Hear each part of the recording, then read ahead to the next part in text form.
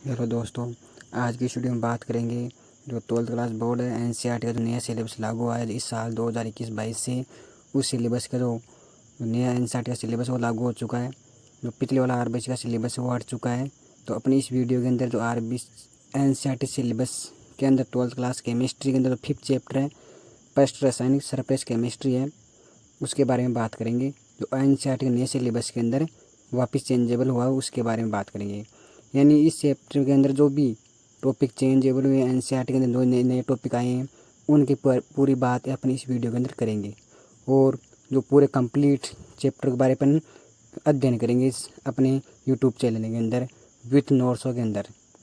तो अपन जो 5th chapter है उसका नाम है पेस्टी रसायन या फिर सरफेस केमिस्ट्री। ये चैप्टर 4 नंबर का है। और अपन जो पूरे नोट्स पढ़ेंगे वो हाथों से लिखे हुए पढ़ेंगे, हस्तलिखित नोट्स पढ़ेंगे सारे। जो आपको किसी स्टूडेंट को नोट्स ऐसे चाहिए हाथों से लिखे हुए पीडीएफ चाहिए तो वो अपन को कमेंट्स करके वो बताइए। तो अपन फर्स्ट टॉपिक पढ़ेंगे। देखो पेस्टी रसायन जो चैप्टर है उसके फर्स्ट टॉपिक अपना अधिशोषण, यानी अधिशोषण क्या होता है इसके बारे में अपन बात करेंगे फर्स्ट टॉपिक के अंदर पेस्टी रसायन के अंदर।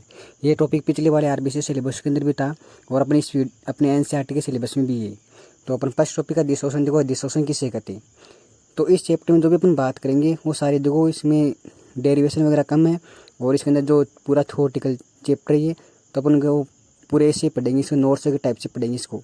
और कोई टॉपिक समझ में नहीं आया तो कमेंट बॉक्स में बताइए इसके अंदर। तो पहला टॉपिक अपना अधिशोषण देखो, अधिशोषण किसे कहते हैं। अणु की स्पीसीज का किसी ठोस पदार्थ के जो कोई अणु है उसकी कोई प्रजाति स्पीसीज है उसका कोई ठोस पदार्थ के पृष्ठ पर संचित होना यानी जम जाती है कोई, यानी कोई अणु है जो ठोस पदार्थ पर जम जाता है उसको अपन क्या कहते हैं, अधिशोषण कहते हैं। अणु की स्पीसीज का किसी ठोस पदार्थ के पृष्ठ पर संचित होना क्या कहलाता है, अधिशोषण कहलाता है। अधिशोषण की अपन दूसरी परिभाषा की बात करें तो देखो क्या है, पदार्थ के पृष्ठ कोई पदार्थ है उसके पृष्ठ पर सतह पर पृष्ठीय बलों के कारण अणु की स्पीसीज का संचित होना, यानी पदार्थ की जो सतह है पृष्ठीय बलों के कारण कोई अणु अणु की स्पीसीज है वो अगर जुड़ जाती है संचित हो जाती है तो उसको अपन क्या कहते हैं, अधिशोषण कहते हैं। अपने इस टॉपिक के अंदर अपन दूसरी परिभाषा या दूसरा टॉपिक अपने अधिशोषण के अंदर, अधिशोषण के अलावा अपन अधिशोषक की पढ़ेंगे। 3 टॉपिक है, तीनों एक जैसी सी है। तो अधिशोषक क्या होता है देखो, वे अणु जिनका अधिशोषण अधिशोषक की सतह पर होता है, यानी कोई अणु होता है जिसका अधिशोषण किसके ऊपर होता है, अधिशोषक की सतह पर होता है तो उसको अपन क्या कहते हैं, अधिशोषक कहते हैं। तीसरे टॉपिक की बात करते हैं अपने यहाँ पर अपने। तो जो अधिशोषक देखो, पहला अधिशोषण था, दूसरा अधिशोषक है, तीसरा अपने पास है अधिशोषक। अधिशोषक किसे कहते हैं, ठोस या फिर द्रव, यानी कोई ठोस पदार्थ या फिर द्रव पदार्थ यानी सॉलिड या फिर लिक्विड कोई सबस्टेंस से पदार्थ है वो, यानी ठोस या द्रव पदार्थ किसी सतह पर, ठोस या द्रव पदार्थ है जिसकी सतह पर क्या होता है, अधिशोषण होता है। यानी कोई ठोस या द्रव पदार्थ जिसकी सतह पर अधिशोषण होता है उसको अपन क्या कहते हैं, अधिशोषक कहा जाता है उसको, या फिर अधिशोषक कहलाता है उसको अपन क्या कहते हैं, अधिशोषक कहते हैं। तो अपने जो 3 टॉपिक पढ़े हैं, पहला टॉपिक पढ़ा अपने अधिशोषण, दूसरा टॉपिक पढ़ा अपने अधिशोषक और तीसरा टॉपिक पढ़ा अपने अधिशोषक। यानी अधिशोषक क्या होता है, कोई ठोस पदार्थ हो या फिर द्रव पदार्थ हो जिसकी सतह पर क्या होता है, जिसकी सतह पर अधिशोषण होता है, यानी ठोस के कण या फिर द्रव के कण सारे चिपक जाते हैं उसके ऊपर, तो उसको क्या कहते हैं अपने, अधिशोषक सतह कहते हैं। उसके ऊपर अधिशोषक सतह कहा जाता है। तो इन तीनों में से अपन को जो टॉपिक पढ़े अपने अधिशोषण, अधिशोषक और अधिशोषक, ये प्रकार से बेसिक कंसेप्ट अपने एग्जाम में इनमें से रिलेटेड क्वेश्चन आते नहीं है। तो अपने चैप बुक्स एनसीईआरटी के नए सिलेबस में जुड़ा है तो अपने इसके बारे में भी बात करते थे, तीनों की परिभाषा मैंने बता दी है। इसके बाद अपने इसके बारे में चौथा पार्ट पढ़ेंगे अपने चैप्टर के अंदर, विशोषण। छोटी छोटी परिभाषाएं हैं। विशोषण किसे कहते हैं देखो, उल्टा होना के नियम, उल्टा एक प्रकार से हुआ मतलब उल्टा एक प्रकार से विपरीत होना, यानी अधिशोषण की विपरीत प्रक्रिया। अधिशोषण की विपरीत प्रक्रिया क्या कहलाती है, विशोषण कहते हैं उसको अपन। या फिर पूरी परिभाषा की बात करें तो इसमें क्या होता है देखो, अधिशोषण की विपरीत प्रक्रिया जिसमें क्या होता है, जिसमें अधिशोष्य अणु अधिशोष्य की सतहों को छोड़ जाने लगते हैं। वापस देखते हैं भाई इस परिभाषा को देखो, अधिशोषण की विपरीत प्रक्रिया जिसमें अधिशोष्य अणु, यानी क्या, कौन से अणु, अधिशोष्य अणु अधिशोष्य की सतहों को छोड़कर जाने लगते हैं उसको क्या कहते हैं अपने, विशोषण कहा जाता है। फिर विशोषण भी कर सकते हैं, फिर विअधिशोषण भी कर सकते हैं इसको, क्योंकि यह अधिशोषण की विपरीत प्रक्रिया होती है प्रकार से। इसके बाद अपना जो नेक्स्ट टॉपिक है, जो अपना नेक्स्ट टॉपिक है वो है अधिशोषण एंथैल्पी, यानी अधिशोषण ऊर्जा भी बोल सकते हो उसको, अपने अधिशोषण एंथैल्पी भी बोलते हैं। एंथैल्पी का मतलब होता है एक प्रकार से ऊर्जा। तो एंथैल्पी की बात करते हैं अपन। देखो यहाँ पर अधिशोषण एंथैल्पी क्या होती है, यानी कि 1 मोल, कितने मोल? 1 मोल, 1 मोल अधिशोष्य अणुओं का, 1 मोल अधिशोष्य अणुओं का अधिशोषण, अधिशोषक की सतह पर होने पर निकलने वाली ऊष्मा की मात्रा को अपने अधिशोषण एंथैल्पी कहते हैं। देखो इसकी परिभाषा के बार वापस देखते हैं अपन। 1 मोल अधिशोष्य अणुओं का, 1 मोल अधिशोष्य अणुओं का अधिशोषण, 1 मोल अधिशोष्य अणुओं का अधिशोषण अधिशोषक की सतह पर होने पर निकलने वाली ऊष्मा की मात्रा को क्या कहते हैं? अपने अधिशोषण एंथैल्पी कहते हैं। जो अधिशोषण एंथैल्पी होती है, यानी एंथैल्पी का मतलब एक प्रकार से ऊर्जा होती है, प्रकार से, यानी कि जो अधिशोष्य अणु होते हैं वो अगर अधिशोषक की सतह पर चिपकते हैं तो उसके द्वारा जो ऊष्मा निकलती है बाहर, उसको अपन क्या कहते हैं? अधिशोषण एंथैल्पी या अधिशोषण ऊर्जा कहते हैं, ये प्रकार से। तो अतः इसलिए अधिशोषण एंथैल्पी का मान ऋणात्मक होता है, यानी कि जो अधिशोषण एंथैल्पी है इसका मान अपन बात करें ना एंथैल्पी के रूप में हमेशा इसकी प्रकृति कैसी होगी? हमेशा ऋणात्मक होती है, यानी कि इसकी प्रकृति पर हमेशा ऋणावेश आएगा। हमेशा कौन सा चार्ज आएगा? हमेशा नेगेटिव चार्ज आता है। कौन सी एंथैल्पी में? अधिशोषण एंथैल्पी के अंदर। इसके बाद जो नेक्स्ट टॉपिक अपन पढ़ेंगे सक्रिय केंद्र, यानी कि एक्टिव सेंटर। इसको क्या बोलते हैं अपन? एक्टिव सेंटर इंग्लिश के अंदर बात करें तो ये सक्रिय केंद्र क्या होता है? देखो जो सक्रिय केंद्र है, सक्रिय केंद्र की अपन बात करें इसके अंदर तो जो अधिशोषक पदार्थ होता है, कौन सा पदार्थ? जो अधिशोषक पदार्थ होता है, अधिशोषक पदार्थ की सतह पर उपस्थित, यानी कोई जो पदार्थ है अधिशोषण कर रहा है, शोष रहा है उसको, जो अधिशोषक पदार्थ की सतह पर उपस्थित मुक्त संयोजक है जिन पर अधिशोषी अणु अधिशोषित हो जाते हैं। एक बार वापस देखते हैं इस परिभाषा को, फिर समझते हैं सक्रिय केंद्र किससे कहते हैं। इसकी परिभाषा वापस देखते हैं अपन। देखो यानी कि अधिशोषक पदार्थ की सतह पर उपस्थित, अधिशोषक पदार्थ की सतह पर उपस्थित मुक्त संयोजकता, यानी अधिशोषक पदार्थ है उसके ऊपर मुक्त संयोजकताएं पाई जाती है जिन पर अधिशोषी अणु क्या हो जाते हैं? चिपक जाती हैं। चिपकने का मतलब अधिशोषित हो जाते हैं, उसको अपन क्या कहते हैं? सक्रिय केंद्र कहलाता है, उसको सक्रिय केंद्र अपने कहते हैं। सक्रिय केंद्रों की संख्या बढ़ने पर अधिशोषण अधिक होता है। अगर उसके अंदर जो छोटे छोटे केंद्र हैं वो अधिक मात्रा में है तो उसका अधिशोषण क्या होगा? अधिक मात्रा में होता है। एक बार वापस देखते हैं इसकी परिभाषा को, फिर आगे चलते हैं। चलो आगे चलते हैं इसके बारे में। जो नेक्स्ट टॉपिक अपन स्टार्ट करते हैं। देखो अधिशोषण है और जो अवशोषण है, यानी कि अधिशोषण और अवशोषण है, उनको दोनों में डिफरेंस के बारे में बात करते हैं। अधिशोषण किसे कहते हैं और अवशोषण क्या होता है, ये किस प्रकार में इनमें एग्जाम में 2 नंबर क्वेश्चन आ सकता है। इंपॉर्टेंट भी है, एक अगला इंपॉर्टेंट क्वेश्चन वो पढ़ेंगे, ये भी इंपॉर्टेंट है। तो 2 नंबर क्वेश्चन आ सकता है 4 नंबर के चैप्टर में से, इसमें से। तो देखो अधिशोषण होता है ये पृष्ठीय घटना, यानी ये सतह अधिशोषण होता है हमेशा पृष्ठ पर होता है एक प्रकार से। अवशोषण होता है, देखो अवशोषण क्या है? यह स्थूल घटना है। अवशोषण किस प्रकार की घटना होती है? स्थूल घटना होती है प्रकार से। एक बार वापस देखते हैं दोनों को। देखो अधिशोषण पृष्ठीय घटना होती है और अवशोषण स्थूल घटना होती है। दूसरा अंतर है दोनों के अंदर। देखो अधिशोषण के दूसरा अंतर देखते हैं अपन।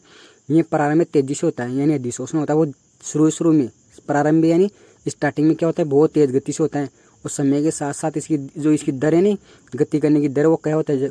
कम होती जाती है प्रकार से, यानी लास्ट में इसकी दीर्घ क्या हो जाएगी? धीरे लास्ट में कम होती जाती है इसके अंदर। और अवशोषण के अंदर अवशोषण में क्या होता है? ये एक समान गति से होता है, यानी अवशोषण होता है ना वो एक समान गति से रहता है। जिस प्रकार से शुरू में गति रहती है इसकी, तो लास्ट की उसी प्रकार की इसकी गति होती है। एक बार तो इन जो अवशोषण और अधिशोषण में एक बार वापस देख लेते हैं दोनों में। तो ये पृष्ठीय घटना होती है, स्थूल घटना होती है। ये प्रारंभ में तेजी से होती है और बाद में धीरे हमेशा धीरे धीरे कम होती जाती है।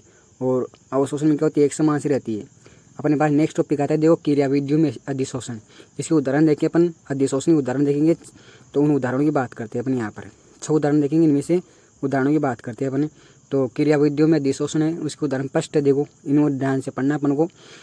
पहला उदाहरण है सक्रिय चारकोल, यानी चारकोल का मतलब यह प्रकार है कार्बन का प्रकार होता है। चारकोल क्या होता है? एक प्रकार से कार्बन का प्रकार होता है, जिसे अपने सामान्य भाषा में जो सड़क निर्माण की प्रक्रिया होती है डामर बोलते हैं अपनी भाषा में, सामान्य भाषा में, तो उसको चारकोल बोलते हैं अपन। तो पहला देखो सक्रिय चारकोल को गैसों से भरे पात्र में, यानी सक्रिय चारकोल है उसको गैसों से भरे पात्र में रखने पर, यानी सक्रिय चारकोल यानी कार्बन को अपन गैसों से भरे पात्र में रखने पर क्या होता है? देखो गैसों से भरे पात्र में रखने पर गैसों का दाब, जो गैसों का दाब है वो कम होता जाता है। यानी सक्रिय चारकोल गैसों से भरे पात्र में रखते हैं ना अपने, तो गैसों का दाब क्या हो जाएगा? कम हो जाएगा। क्योंकि क्यों होता है? क्योंकि चारकोल अपनी सतह पर क्या करता है? गैसों का अधिशोषण कर लेता है। क्यों होता है उनका दाब कम क्यों हो जाता है? क्योंकि चारकोल क्या करता है? उन अपनी सतह पर गैसों को क्या कर लेता है? अधिशोषण कर लेता है एक प्रकार से। तो एक बार वापस देख लेते इस पूरे को अपन। सक्रिय चारकोल को गैसों से भरे पात्र में रखने पर गैसों का दाब कम हो जाता है। क्यों हो जाता है? क्योंकि सक्रिय चारकोल अपनी सतह पर गैसों को क्या कर लेता है? अधिशोषण कर लेता है। दूसरा अंतर देखते हैं अपन इसमें, कार्बनिक रंजक यानी कार्बनिक का एक प्रकार से डाई होती है ना, उसको रंजक बोलते हैं अपन। कार्बनिक रंजक यानी काले रंग का पदार्थ है प्रकार से। कार्बनिक रंजक के विलयन में चारकोल डालने पर, यानी कार्बनिक रंजक है उसमें चारकोल यानी काला पदार्थ डालने पर छन्नित्र का रंग गायब हो जाता है। यानी कार्बन का मतलब ये प्रकार काला होता है, चारकोल भी कार्बन का एक प्रकार होता है।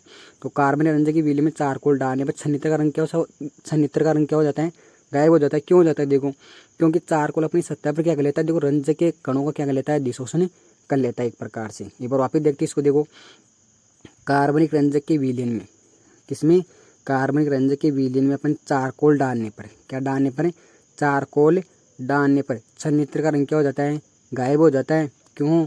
क्योंकि जो चारकोल है, क्योंकि चारकोल क्या कर लेता है? अपनी सतह पर क्या कर लेता है? रंजक के कणों का क्या कर लेता है? अधिशोषण कर लेता है। तो एक बार चारकोल क्या कर लेता है? अपने रंजक के कणों का क्या कर लेता है? अधिशोषण कर लेता है। तीसरा ऊपर उदाहरण देखते हैं अधिशोषण का। तो तीसरा उदाहरण देखो, अपरिष्कृत शर्करा, यानी कि तो शर्करा शुद्ध नहीं है प्रकार से, अपरिष्कृत साफ की हुई नहीं शर्करा नहीं है वो ये प्रकार से। अपरिष्कृत शर्करा के विलयन को, अपरिष्कृत शर्करा के विलयन को चारकोल की परतों से प्रभावित करने पर जो शर्करा है, शर्करा का रंगहीन विलयन प्राप्त होता है। यानी कि एक बार वापिस देखते इसको शुरू से। देखो, अपरिष्कृत शर्करा के विलयन को चारकोल की परतों से प्रभावित करने पर शर्करा का विलयन क्या हो जाता है? रंगहीन विलयन प्राप्त होता है। बिना रंग का विलयन प्राप्त होता है, प्रकाश सफेद रंग का विलयन प्राप्त होता है जिसका कोई रंग नहीं होता है। क्यों होता है? देखो, क्योंकि चारकोल अपनी सतह पर क्या कर लेता है? रंगीन कणों का क्या कर लेता है? अधिशोषण कर लेता है। उन कणों को क्या कर लेता है? अपने आप में सोख लेता है, प्रकार से अपने आप में अंदर समा लेता है उनको चारकोल। एक बार वापस देख लेते इसको। देखो, अपरिष्कृत शर्करा के विलयन को चारकोल की परतों में प्रभावित करने पर क्या होता है? शर्करा का विलयन कैसा हो जाता है? रंगहीन विलयन प्राप्त होता है। क्यों? क्योंकि चारकोल अपनी सतह पर रंगीन कणों का क्या कर लेता है? अधिशोषण कर लेता है अपनी सतह के अंदर। तो एक बार दूसरा और तीसरा पॉइंट वापस, जो तीसरा पॉइंट है वापस देख लेते एक बार अपन। अपरिष्कृत शर्करा के विलयन के चारकोल की परतों में प्रभावित करने पर शर्करा का रंगहीन विलयन अपन को प्राप्त होता है। क्यों होता है? क्योंकि अपन को पूछे ना इसका रीजन क्यों कर लेता है? क्योंकि चारकोल है ना, जो कार्बन का प्रकार होते हैं प्रकार से, काला पदार्थ होते हैं प्रकार से, वो अपनी सतह पर रंगीन कणों का क्या कर लेता है? अधिशोषण करने के कारण ऐसा होता है। लास्ट टॉपिक देखते हैं अपन। और जो चौथा टॉपिक है, देखो इसका चौथा उदाहरण अधिशोषण का, वो इंपॉर्टेंट भी अपने एग्जाम की दृष्टि से 1 नंबर का आ सकता है क्वेश्चन। वायु को शुष्क करने के लिए, जो वायु है, वायु को शुष्क करने के लिए आर्द्रता, शुष्क करने का मतलब देखो क्या है पॉइंट में अपन बात करते हैं, आर्द्रता पर नियंत्रण करने के लिए, यानी नमी नहीं हो इसके लिए करते हैं ऐसा। तो वायु को शुष्क करने के लिए अधिशोषक के रूप में सिलिका जेल या फिर एल्यूमिनियम जेल का उपयोग किया जाता है। ये बार वापस देखते हैं। देखो, यानी एग्जाम में क्वेश्चन आ सकता है सिलिका जेल या फिर एल्यूमिनियम जेल का उपयोग कहाँ किया जाता है, क्वेश्चन आ सकता है एग्जाम में। तो अपन इसका आंसर क्या देंगे? वायु को शुष्क करने के लिए अधिशोषक रूप में किसका उपयोग करते हैं, यानी एग्जाम क्वेश्चन ऐसे भी आ सकता है वायु को शुष्क करने के लिए अधिशोषक रूप में किस जेल का उपयोग करते हैं। तो अपन आंसर देना है सिलिका जेल या फिर एल्यूमिनियम जेल का उपयोग किया जाता है। एक बार वापस देख लेते इस पूरे को, यानी वायु को शुष्क करने के लिए, नमी कम करने के लिए, नमी को नियंत्रण करने के लिए, अपन नमी कम करने के लिए सब बोल सकते हैं। तो अधिशोषक रूप में किसका उपयोग करते हैं अपने? सिलिका जेल या फिर एल्यूमिनियम जेल का उपयोग किया जाता है उसके अंदर। तो अपने एग्जाम में क्वेश्चन ऐसे भी आ सकता है एल्यूमिनियम जेल का उपयोग कहाँ करते हैं, तो एल्यूमिनियम जेल का अपन को उपयोग बता देना है वायु को शुष्क करने के लिए अधिशोषक रूप में इसका उपयोग करते हैं। या फिर ऐसा भी बता सकते हैं आर्द्रता का नियंत्रण करने भी किसका उपयोग करते हैं अपने? एल्यूमिनियम जेल या फिर किसका? सिलिका जेल का उपयोग किया जाता है। या फिर एग्जाम में उल्टा भी आ सकता है आर्द्रता पर नियंत्रण रखने के लिए किस अधिशोषक का उपयोग किया जाता है, तो भी अपन को ये बताना आंसर सिलिका जेल या फिर एल्यूमिनियम जेल का उपयोग वहाँ पर किया जाता है इन दोनों का। या फिर वायु को शुष्क करने के लिए किस जेल का उपयोग किया जाता है, तो भी अपन को आंसर क्या देना है? सिलिका जेल या फिर एल्यूमिनियम जेल का। ये मैं बार बार क्यों बोल रहा हूँ, क्योंकि एग्जाम में 1 नंबर क्वेश्चन जरूर आएगा एग्जाम 2022 के अंदर। अपन बात करें तो बोर्ड एग्जाम 2022 के अंदर इंपॉर्टेंट क्वेश्चन है सिलिका जेल या फिर एल्यूमिनियम जेल का उपयोग कहाँ होता है। तो अपन को आंसर क्या देना है? अपन को वही बताना है जो मैंने बार बार बोला अभी, क्योंकि वायु को शुष्क करने के लिए और आर्द्रता पर नियंत्रण करने के लिए किसका उपयोग करते हैं अपन? सिलिका जेल या फिर एल्यूमिनियम जेल का उपयोग करते हैं। तो जो नेक्स्ट टॉपिक अपने 5वां बिंदु की बात करते हैं, 5वां पॉइंट अपने जो अधिशोषण का जो 5वां उदाहरण है उसके बारे में अपने बात करते हैं। देखो, उसके बाद अपन वो अपने जो एनसीईआरटी के सिलेबस में वो टॉपिक हट चुका है, तो अपने उस यहाँ पर जो एनसीईआरटी के सिलेबस में 4 ही पॉइंट है, वो 4 ही पॉइंटों की अपन बात करेंगे। अब देखो अपन नेक्स्ट टॉपिक होता है अपने पास अवशोषण के उदाहरण। कौन से उदाहरण? अवशोषण के उदाहरण अपनी अवशोषण किस प्रकार से होता है, कौन कौन से पदार्थों के अंदर हो सकता है अवशोषण, उसके बारे में अपन बात करेंगे।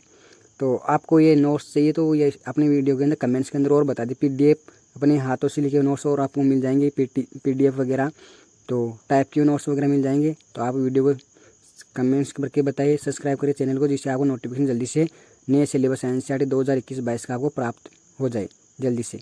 तो अपन नेक्स्ट टॉपिक अपने पास अवशोषण के उदाहरण। तो पहला उदाहरण देखते हैं अपने CaCl2 जल वाष्प का अवशोषण करती है। यानी CaCl2 का नाम क्या होता है, कैल्शियम क्लोराइड। यानी कैल्शियम क्लोराइड क्या करती है, जल वाष्प का क्या करती है, अवशोषण करती है। प्रकार से जल के कण जो अणु होते हैं छोटे छोटे वाष्प के, तो उन कणुओं का क्या करती है, अवशोषण कर लेती है। कौन, कैल्शियम क्लोराइड CaCl2 इसका अवशोषण कर लेती है। दूसरा उदाहरण देखो अवशोषण की अपन बात करें तो NaOH के जलीय विलीन में CO2 का अवशोषण करती है। यानी सोडियम हाइड्रोक्साइड के जलीय विलीन में क्या करती है, CO2 का क्या कर लेती है, अवशोषण करती है। अवशोषण के 2 उदाहरण हो गए। अपने पास नेक्स्ट टॉपिक आता है अधिशोषण की क्रियाविधि। जो अधिशोषण है उसकी क्रियाविधि देखते हैं अपन, मैकेनिज्म देखते हैं उसकी, तो अपन उसकी बात करते हैं।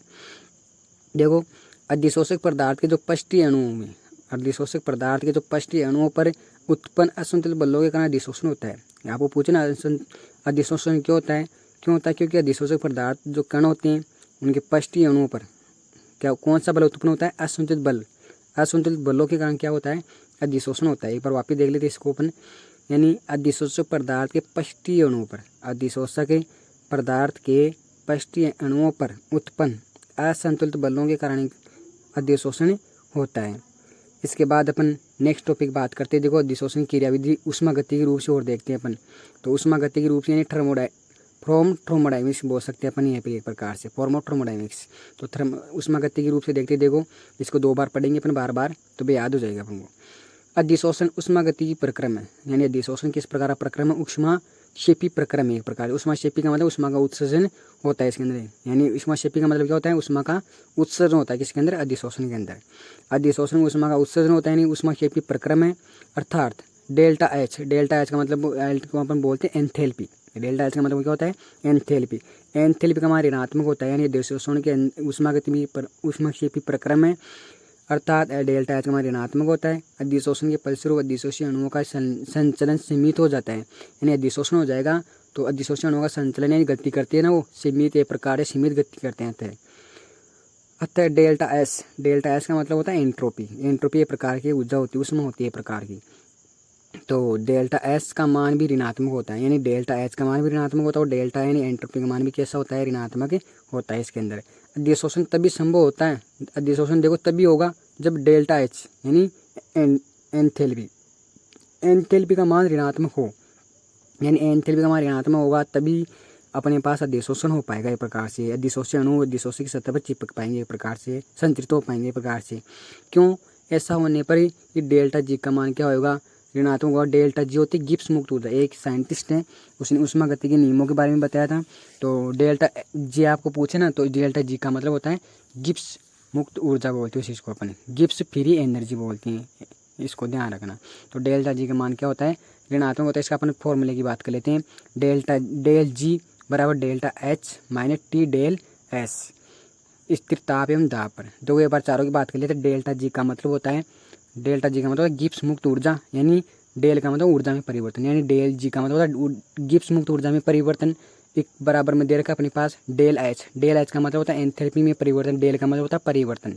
तो ΔH का मतलब होता है उष्मा में एंथैल्पी में परिवर्तन। और फिर माइनस से बीच में फिर टी का मतलब होता है टेम्परेचर तापमान। और ΔS का मतलब एंट्रोपी में परिवर्तन। ये प्रक्रम कब होता है, देखो उष्मागतिकी प्रक्रम कब होगा, जब स्थिर ताप होगा और स्थिर दाब होगा तब ये प्रक्रम होता है। एक बार इस सूत्र को वापस देख लेते। देखो ΔG बराबर ΔH माइनस T ΔS स्थिर ताप एवं दाब पर। ये आपने 11वीं क्लास के अंदर पर अपने छठे पाठ में पढ़ा अपने पिछले साल गिब्स उष्मागतिकी वाले चैप्टर के अंदर। इसके बाद अपने पास नेक्स्ट टॉपिक आता है अधिशोषण के प्रकार। ये इंपॉर्टेंट है भाई, ये एग्जाम की दृष्टि से टॉपिक है, ये इंपॉर्टेंट। ये एग्जाम में 4 नंबर क्वेश्चन आ सकता है। इसमें अपन डिफरेंस पढ़ेंगे, अलग अलग 6 डिफरेंस पढ़ेंगे भौतिक अधिशोषण और रासायनिक अधिशोषण के अंदर, दोनों के अंदर। तो पहला देखो भौतिक अधिशोषण के प्रकार है, वो 2 प्रकार होते हैं, भौतिक अधिशोषण और रासायनिक अधिशोषण, फिजिकल एंड केमिकल अधिशोषण। फिजिकल जो भौतिक अधिशोषण है उसका दूसरा नाम होता है वांडर वाला अधिशोषण होता है। तो भौतिक अधिशोषण में पहला अंतर पढ़ते देखो, ये एग्जाम बोर्ड एग्जाम 2016 के अंदर भी आया हुआ है, यानी बोर्ड एग्जाम 16 के अंदर भी एक क्वेश्चन आया हुआ है अधिशोषण प्रकारों को समझाइए, ये क्वेश्चन 2016 के अंदर आया था। तो अपन बात करें, देखो पहला अंतर है, जब अधिशोषी अणु अधिशोषी की सतह पर दुर्बल वांडरवाल बलों के द्वारा बंधित होते हैं तो इसे भौतिक अधिशोषण कहते हैं। यानी जो अधिशोषी अणु होते हैं वो अधिशोषी की सतह पर अगर कमजोर, दुर्बल का मतलब कमजोर, वांडरवाल बलों के द्वारा बंधित तो जुड़ी हुई होती हैं, उसको भौतिक अधिशोषण कहते हैं। और जब अधिशोषी अणु अधिशोषी की सतह पर प्रबल रासायनिक बंधों के द्वारा, उसमें दुर्बल वांडरवाल बल है, ध्यान रखना। और जो रासायनिक अधिशोषण में क्या होता है, पहला अंतर क्या है इसमें, जब अधिशोषी अणु अधिशोषी की सतह पर प्रबल यानी मजबूत स्ट्रॉन्ग प्रबल रासायनिक बंधों के द्वारा बंधित होते हैं तो इसे अपन क्या कहते हैं, रासायनिक अधिशोषण कहते हैं इसको। ये बार वापस देख लीजिए दोनों के इसके अंदर रासायनिक अधिशोषण में, जब अधिशोषी अणु अधिशोषी की सतह पर प्रबल रासायनिक बंधों के द्वारा बंधित होते हैं तो इसे रासायनिक अधिशोषण कहते हैं इसके अंदर। इसके बाद अपन बात करें इन दोनों में, जो इन दोनों का एक नंबर क्वेश्चन भी आ सकता है, भौतिक अधिशोषण किसे कहते हैं, रासायनिक अधिशोषण किसे कहते हैं। तब एग्जाम में 2 नंबर का क्वेश्चन आएगा, ध्यान रखना। अगर एग्जाम में 4 नंबर का क्वेश्चन आता है तो अपन को 4 डिफरेंस करके आनी है दोनों के अंदर, और अगर 2 नंबर का क्वेश्चन आता है दोनों की अपन को एक एक परिभाषा लिख के आनी है, कहने का मतलब अपन बात करें तो, यानी कि ये क्वेश्चन एग्जाम बोर्ड 2000 एग्जाम 16 के अंदर ये 4 नंबर क्वेश्चन आया था भाई, वांडर भौतिक अधिशोषण और रासायनिक अधिशोषण में क्या क्या अंतर होता है, या फिर इनकी परिभाषा आ सकती है। अपन 2000 अपने नए सिलेबस 2022 के अंदर बात करें तो एनसीईआरटी उसके अनुसार बात करें तो ये 4 नंबर क्वेश्चन आ सकता है। दूसरा अंतर इन दोनों में देखो, जो भौतिक अधिशोषण होता है वो बहुप्रतीय होता है, यानी इसके अंदर प्रत्यय क्या होती है, बहुत सारी प्रत्यय पाई जाती है भौतिक अधिशोषण के अंदर। यानी जो भौतिक अधिशोषण का दूसरा नाम क्या होता है भाई, वांडरवाल अधिशोषण। यानी इसकी जो प्रत्यय होती है वो क्या होती है, बहुत सारे प्रत्यय इसके अंदर पाई जाती है। रासायनिक अधिशोषण की बात करते हैं अपन, तो रासायनिक अधिशोषण है ये एक प्रत्यय होता है भाई। रासायनिक अधिशोषण प्रत्यय कितनी होती है, एक प्रत होती है बहुत, यानी कि एक बार वापस देख लीजिए दोनों के अंदर देखो, भौतिक अधिशोषण वांडरवाल अधिशोषण उसमें बहुत सारी प्रत्यय होती है, और रासायनिक अधिशोषण के अंदर प्रत्यय होती है, वो कितनी प्रत्यय होती है, एक ही प्रत पाई जाती है ओनली। कितनी प्रत पाई जाती है, ओनली एक ही प्रत इसके अंदर पाई जाती है, किसके अंदर, रासायनिक अधिशोषण के अंदर। तो अपन नेक्स्ट तीसरा अंतर पढ़ते हैं इनके अंदर। जो तीसरा अंतर है वो देखो, अपन बात करते हैं इनमें, अपने इसमें 6 अंतर देखेंगे, 6 में से अपन को 4 लर्न करने हैं जो आपको अच्छे लगे, लेकिन चारों में से अपन को इन दोनों की डेफिनेशन जरूर याद करनी है भाई। तो तीसरा अंतर देखते हैं, ये विशिष्ट प्रक्रम नहीं है, यानी जो भौतिक अधिशोषण होता है वो विशिष्ट नहीं है एक प्रकार से। क्यों नहीं होता है, देखो कारण देखते हैं इसके अंदर, क्योंकि वांडरवाल बल व्यापक होते हैं। वांडरवाल बल क्या होते हैं, यानी वांडरवाल बल व्यापक यानी अनेक प्रकार के होते हैं। जैसे अपन ने 11वीं क्लास के अंदर पढ़ा था, लंदन बल है, द्विध्रुव आकर्षण बल है, प्रेरणिक बल है। तो वांडरवाल बलों के जो अलग अलग प्रकार के बल होते हैं तो ये विशिष्ट और विभिन्न प्रकार के होते हैं, व्यापक होते हैं प्रकार से। इसके अंदर बात करते हैं, देखो रासायनिक अधिशोषण में बात करते हैं अपन, ये विशिष्ट होता है भाई। यानी जो रासायनिक अधिशोषण वो क्या होता है, वो विशिष्ट होता है, एक प्रकार से विशेष होता है। क्यों होता है, देखो इसके अंदर बात करते हैं, क्योंकि ये रासायनिक बंध बनने पर ही संभव है। आज आपको पूछे ना रासायनिक अधिशोषण क्यों होता है, कब होगा, जब इसके अंदर रासायनिक बंध होगा ना तब ये बनेगा, तभी इसके लिए विशिष्ट एक प्रकार विशेष है, इसके लिए रासायनिक बंध होना इसके लिए बहुत ही जरूरी है इसके अंदर, रासायनिक अधिशोषण के अंदर। तो अपन तीसरे अंतर को एक बार वापस देख लीजिए, फिर 4th पॉइंट में पढ़ते हैं। यानी विशिष्ट, देखो भौतिक अधिशोषण का तीसरा अंतर है, यह विशिष्ट नहीं है क्योंकि वांडरवाल बल व्यापक होते हैं, और रासायनिक अधिशोषण में यह विशिष्ट होता है क्योंकि यह रासायनिक बंध बनने पर ही संभव होता है।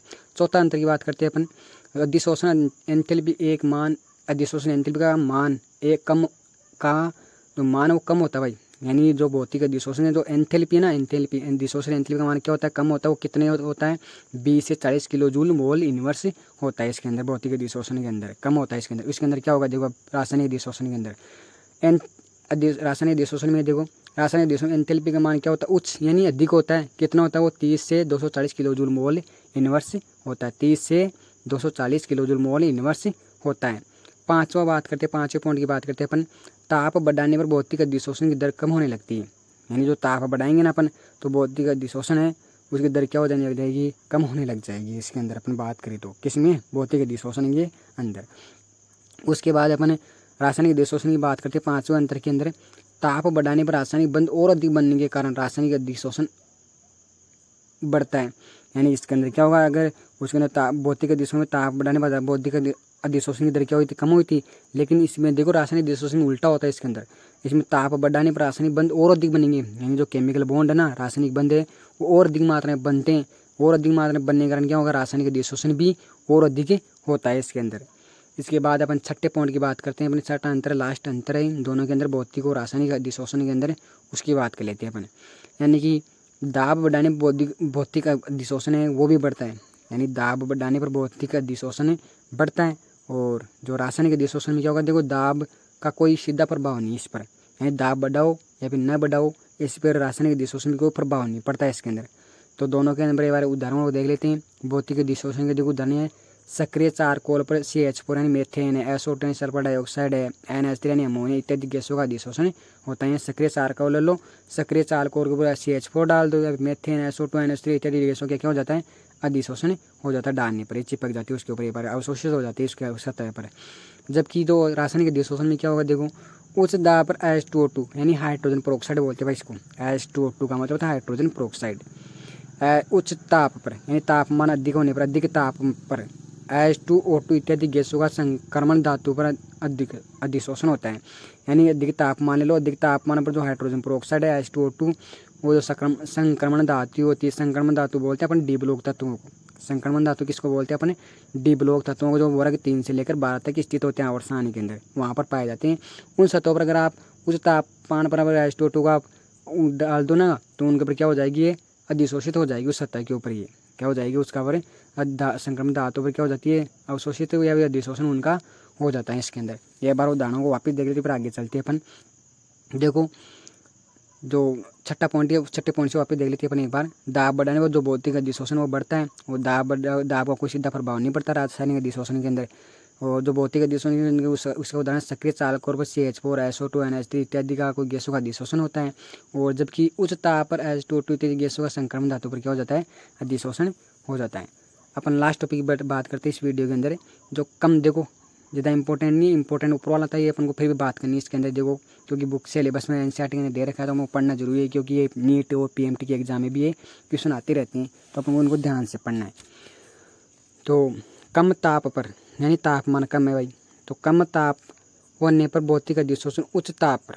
कम ताप लाइन को ढंग से याद करना अपन को, एक एक लाइन को, एक एक वर्ड को सही समझेंगे तभी आंसर अपन दे पाएंगे। तो कम ताप होने पर यानी तापमान कम है, तो कम ताप होने पर भौतिक अधिशोषण उच्च ताप पर रासायनिक अधिशोषण में बदल जाता है।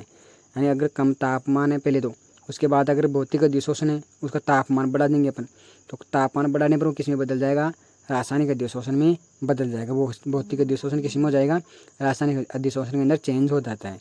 जैसे उदाहरण की बात करते हैं, देखो अपन निकिल धातु है, Na का मतलब होता है निकिल धातु, निकिल धातु पर H2 का मतलब हाइड्रोजन गैस। एक बार उदाहरण वापस देखते शुरू से। जैसे निकिल धातु Na धातु है, Na का मतलब निकिल धातु, निकिल धातु पर H2 यानी हाइड्रोजन गैस, गैस का अधिशोषण उच्च ताप पर होने पर वह रासायनिक अधिशोषण कहलाएगा। यानी कि अगर आप देखते इस पूरी लाइन को फिर समझेंगे, निकिल धातु पर हाइड्रोजन गैस का अधिशोषण होता है। निकिल धातु पर हाइड्रोजन गैस का अधिशोषण कब होगा, जब अपन तापमान क्या करेंगे, उच्च ताप होने पर तापमान क्या लेंगे अपन, अधिक तापमान लेंगे, तो वह किस में चेंज हो जाएगी, रासायनिक अधिशोषण में बदल जाएगा और रासायनिक अधिशोषण कहलाएगा। क्यों कहलाएगा, देखो कारण की बात कर लेते हैं अपन। क्यों कहलाएगा, क्योंकि उच्च ताप पर, क्योंकि उच्च ताप है अधिक तापमान पर जो हाइड्रोजन अणु के जो बंद होते हैं, हाइड्रोजन अणु के जो बंद होते हैं, बंद वियोजन यानी बंद का टूट जाएगा, वियोजन का मतलब होता है टूट जाना, अपघटन हो जाएगा। एक प्रकार से बंद टूट जाएगा, बंद का वियोजन हो जाएगा, बंद का अपघटन हो जाएगा। बंद वियोजन के फलस्वरूप प्राप्त हाइड्रोजन परमाणु निकिल धातु के साथ रासायनिक बंध बनाने लगते हैं। यानी जो हाइड्रोजन परमाणु क्या है, निकिल धातु है, Na धातु है, उसके साथ क्या करेंगे, रासायनिक बंध बनाने, केमिकल बॉन्ड बनाएंगे। रासायनिक बंध बनाने के कारण ऐसा होता है, वो तभी ऐसा रासायनिक अधिशोषण उसके अंदर होता है। तो अपने आज जितने टॉपिक पढ़े हैं अपन ने, उनमें से जो इम्पोर्टेंट टॉपिक है वो भौतिक अधिशोषण और रासायनिक अधिशोषण में अंतर है, वो मोस्ट इंपॉर्टेंट टॉपिक अपने एग्जाम में वो आ सकता है इसके, क्योंकि वो 5 साल पहले आया था NCERT के सिलेबस में, पिछले वाले सिलेबस में था, और अपने पास नए वाले सिलेबस में भी क्वेश्चन आ सकता है। इसके साथ ही अगर आपको किसी भी स्टूडेंट को जो ये नोट्स चाहिए या फिर PDF से नोट्स हो गए, कमेंट्स वगैरह, तो आप PDF भी प्राप्त कर सकते हैं। PDF को अपने लिंक पर शेयर करें और अपने लिंक पर अपनी वीडियो को, चैनल को सब्सक्राइब करके, और कमेंट्स बॉक्स में अपने आप बता सकते हैं किसको नोट्स की PDF चाहिए, उनको नोट्स को PDF भी मिल जाएंगे आपको पूरे कंप्लीट। आपको जो नया सिलेबस आया NCERT का 2021-22 के अंदर, उसके कंप्लीट नोट्स की PDF बनाई हुई हाथों से, और NCERT बुक्स के बारे में, नए सिलेबस के बारे में, किसी भी सब्जेक्ट के अंदर जानकारी चाहिए तो अपने चैनल को सब्सक्राइब और नोटिफिकेशन पर बेल आइकन को जरूर दबाइए।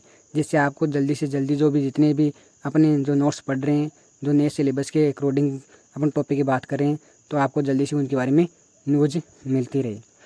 Thank you.